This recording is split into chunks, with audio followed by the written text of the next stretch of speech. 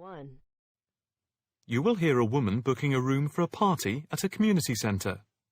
First, you have some time to look at questions 1 to 4.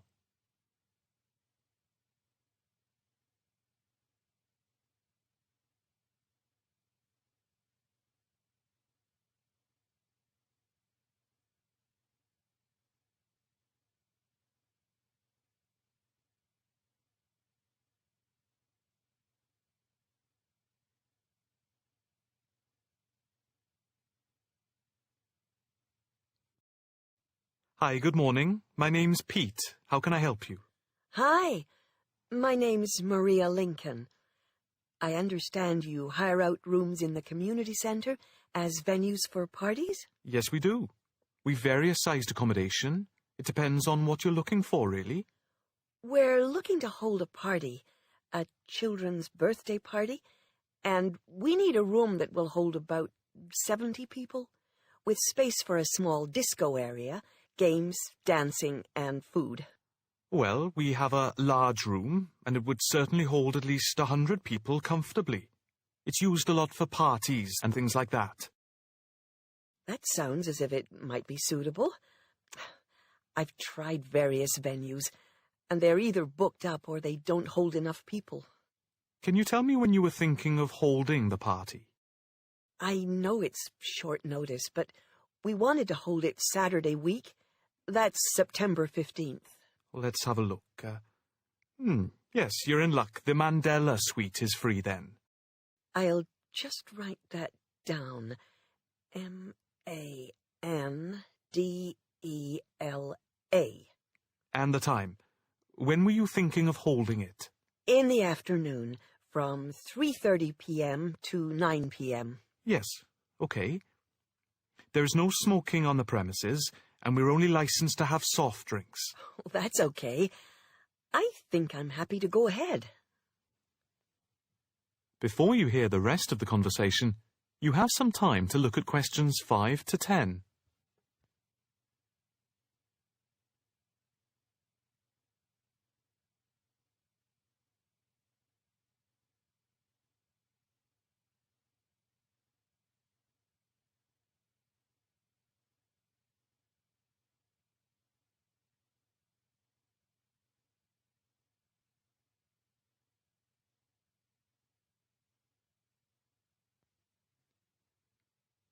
Now listen and answer questions 5 to 10.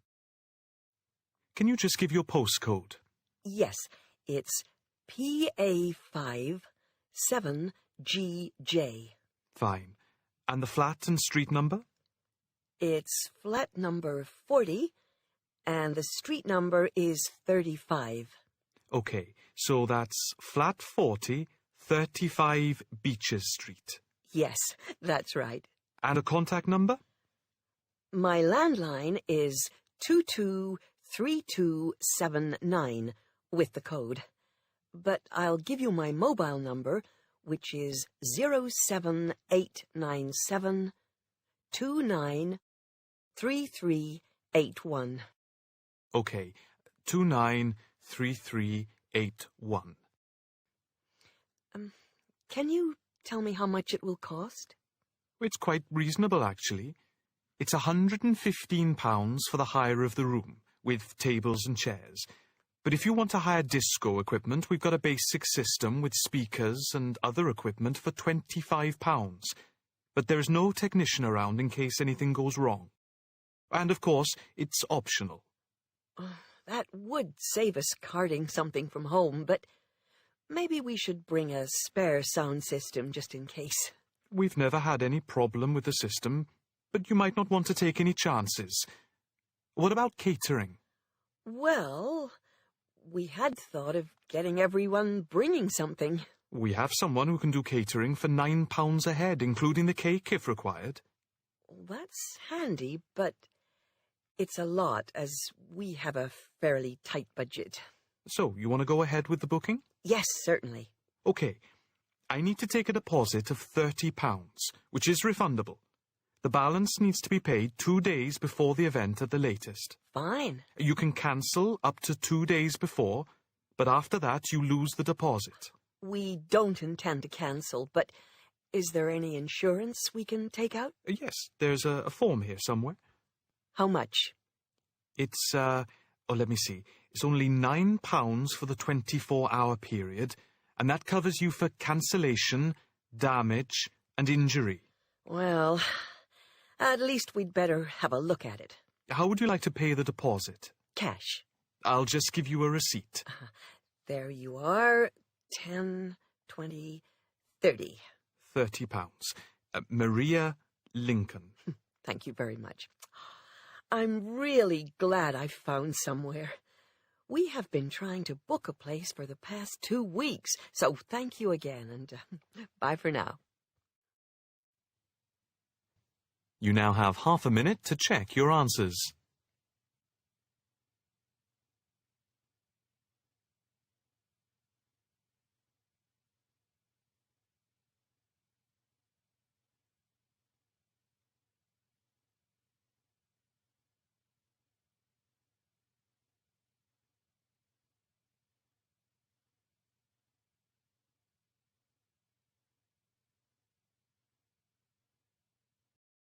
Now turns to part 2. You will hear a talk on the radio about grass roofs. First, you have some time to look at questions 11 to 13.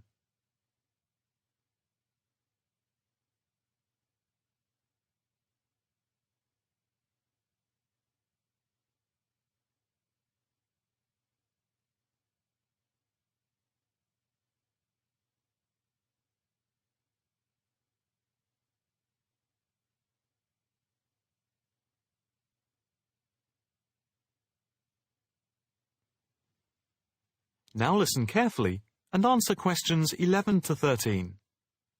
And now it's straight into the eco hotspot for today's programme. We are in fact going to look at an intriguing trend in recent years in the world of eco-friendly developments. There has been a constant stream of new green products coming onto the market for the environmentally conscious.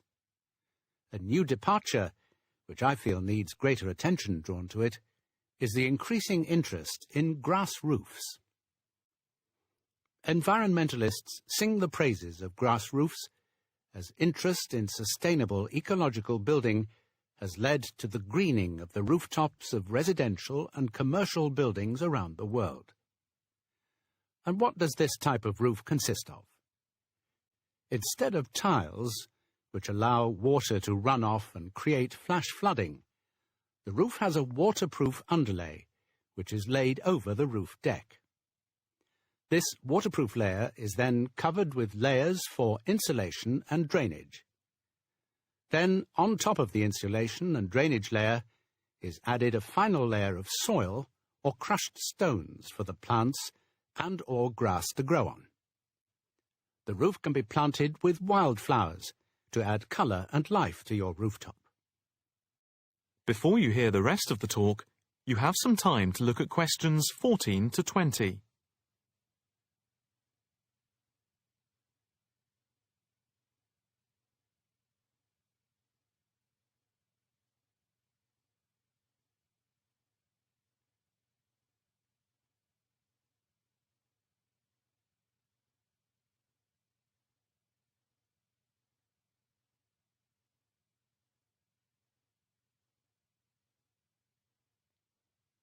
Now listen carefully and answer questions 14 to 20. As for the benefits of grass roofs, in spring and in summer they are very pretty, as flowers spring into bloom. Moreover, in summer, grass roofs are of particular benefit in cities, because they keep any building cool by reflecting the sun's rays. In winter, the grass roofs insulate the building, helping to prevent heat loss. The roofs require little maintenance and are better than any other roofing material. They encourage biodiversity by attracting bees and birds, and they absorb water runoff, which helps prevent flash flooding. In fact, the gravel layer retains 71% of the rainwater that falls, thus helping to prevent flash flooding. In winter, the brown soil is a bit more evident, which can look unattractive if the roofs are not tended carefully.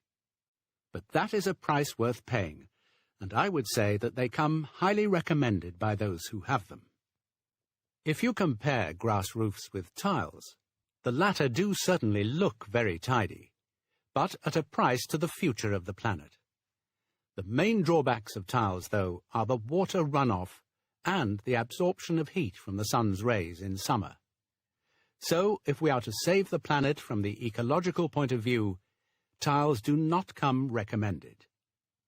The only roof that I can think of which has similar ecological credentials to the grass roof is the thatched roof. Thatched roofs are good insulators and very attractive, but very pricey and not ideal for cities. How can we make more of our roofs green? That is, how can people be persuaded to install grass roofs? The World Green Roof Conference in Australia was a very good start. At a grassroots level, the best way to raise the profile of grass roofs is to make them trendy by highlighting them in fashionable magazines, so that people begin to feel that they cannot do without them. But the idea I like best is holding competitions for the best designed grass roofs. Next week, Eco Hotspot is going to look at... You now have half a minute to check your answers.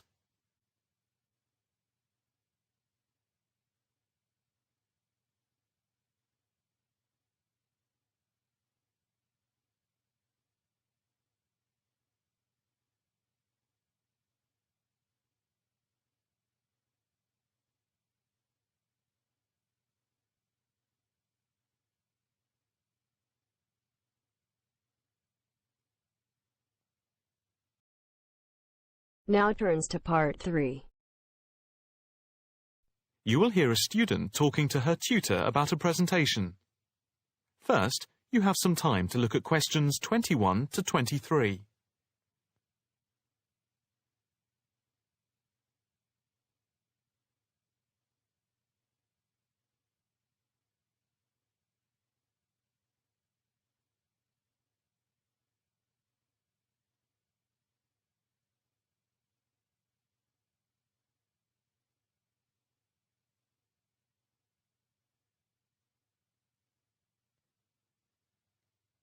Now listen carefully and answer questions 21 to 23.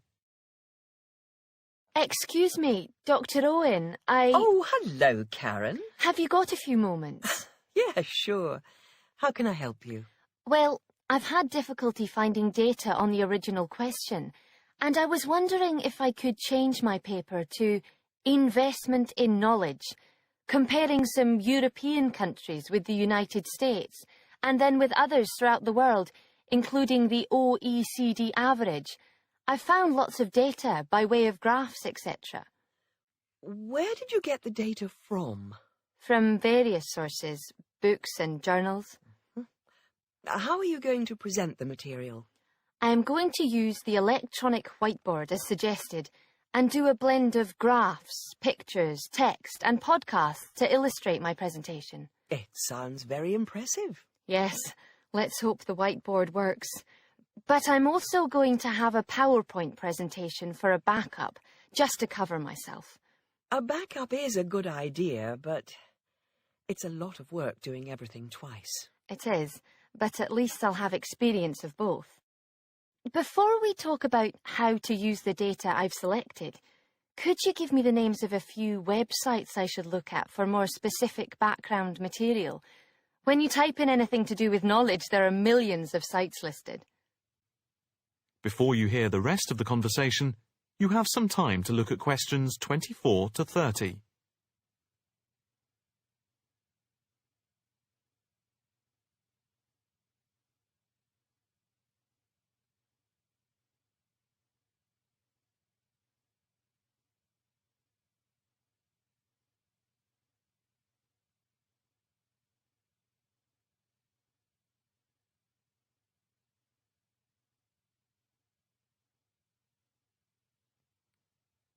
Now listen carefully and answer questions 24 to 30. Let's see. Oh, I'll print you off this list.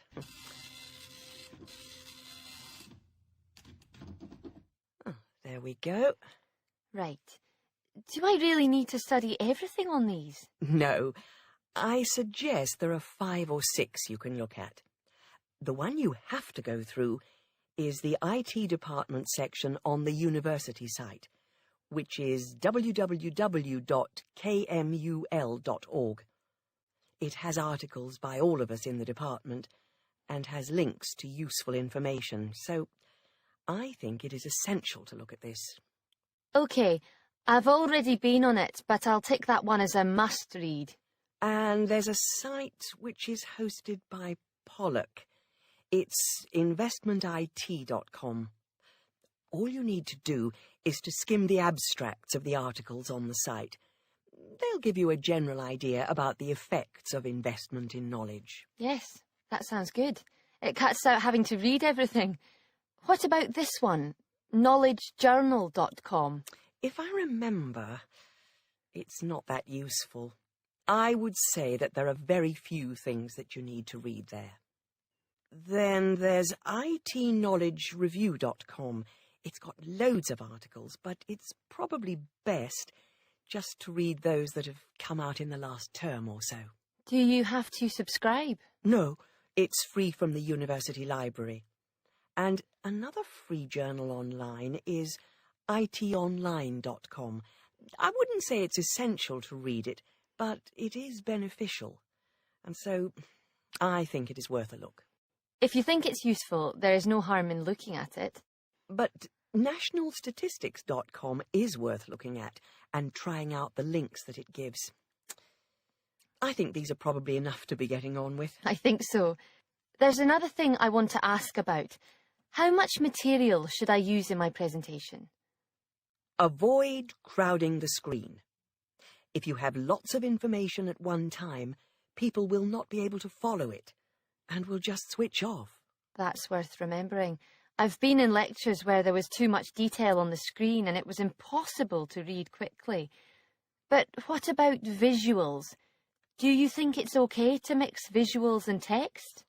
Visuals are very useful, but they must be relevant, or else people will get confused about what they mean and why they are there, and they won't pay attention to what you are saying. So be careful. From what I can see, you have the makings of a very good presentation. Thank you. You now have half a minute to check your answers.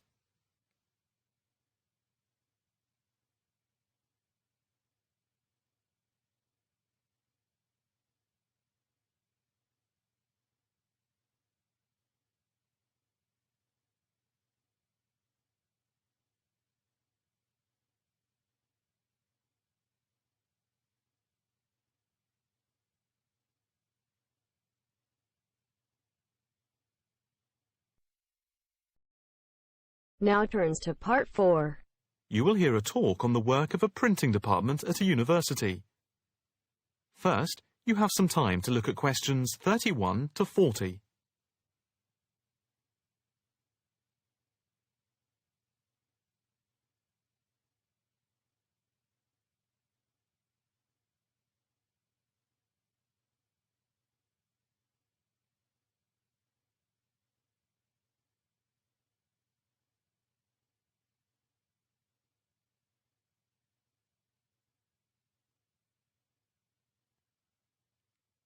Now listen carefully and answer questions 31 to 40. I am here to give you a brief outline of the work of this new department. The Department of the Printed Word has a very short history, having been created just 10 years ago. Some statistics to start with. The first intake of undergraduate students consisted of 20 students, which rose to 37 in the second year.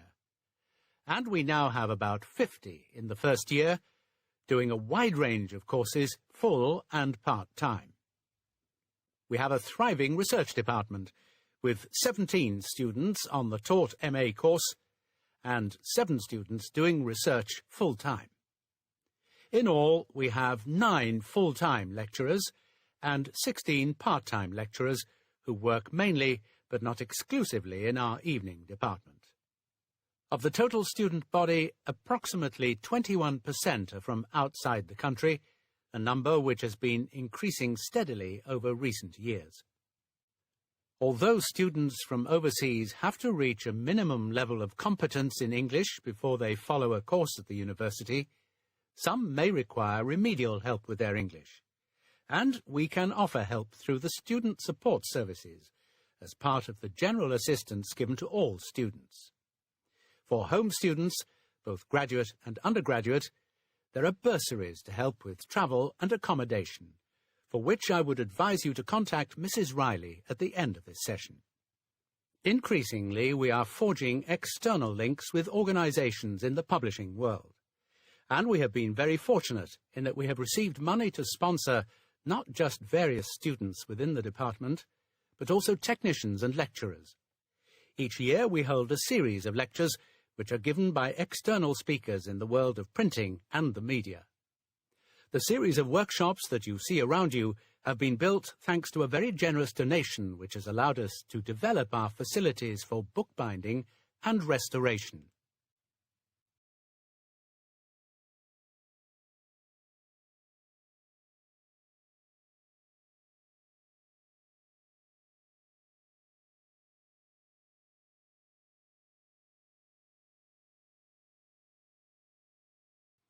Now, the main work of the department relates to teaching the mechanism of printing. And as most printing is now so highly technological, all our students have to be computer literate.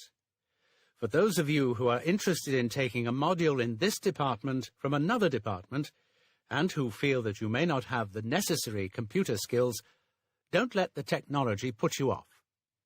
We have a number of specialist technicians who can support and deliver crash programs in the computing technology required. As long as you can switch on the computer, you are halfway there. We have what can only be called state-of-the-art facilities, especially for those wishing to move into the publishing world, working not just as printers, but also in editing, page design, layout, and bookbinding.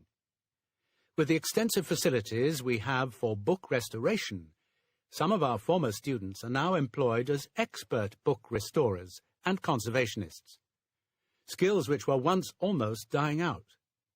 In the display you will notice samples of work on book cover design, and as well as having all the necessary computer programs for dealing with printing, we have some old printing presses. Despite being largely a modern department, we do have an increasing interest in research into the history of the printed word, ranging from early European to Chinese and Japanese printing techniques. We have, in fact, some very well-known experts on early printing in Europe in the 15th and 16th centuries. If this area appeals to you, you can talk to Dr. Fred Clare afterwards. From China, we're lucky to have as a visiting lecturer Dr. Yu, who is an authority on early Chinese manuscripts and printing machines. If you are thinking about doing a module with us, or you are interested in doing research after you have finished your first degree, the person to talk to is Professor Clarkson, who will be able to give you all the details. For postgraduate research, you should really be thinking about applying now, even though we are only in December, as the department now attracts large numbers of people, and we always have many applications for each research position. You now have half a minute to check your answers.